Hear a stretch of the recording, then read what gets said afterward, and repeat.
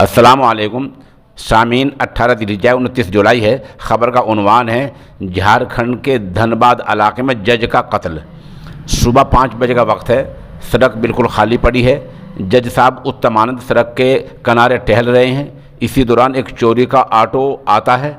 नामालूम driver उनको टक्कर मारकर आगे बढ़ जाता है, जिससे जज साहब की मौत हो जाती है। सीसीटीवी कैमरे की फुटेज से यही मालूम हो रहा है। पुलिस ने कई घंटे बाद इस मामले में ऑटो चलाने वाले समेत 3 लोगों को गिरफ्तार करके ऑटो को जब्त कर लिया है।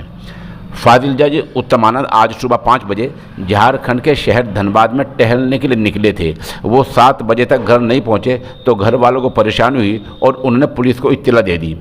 बता दें कि उत्तमानंद साहब तकरीबन 6 महीने पहले ही धनबाद में आए थे। यहाँ उनकी तैनाती हुई थी और इस वक्त वो संजय सिंह कत्ल मामले की सुनवाई कर रहे थे। पुलिस इस मामले को हर तरह से देख रही है, मामले की जांच कर रही है।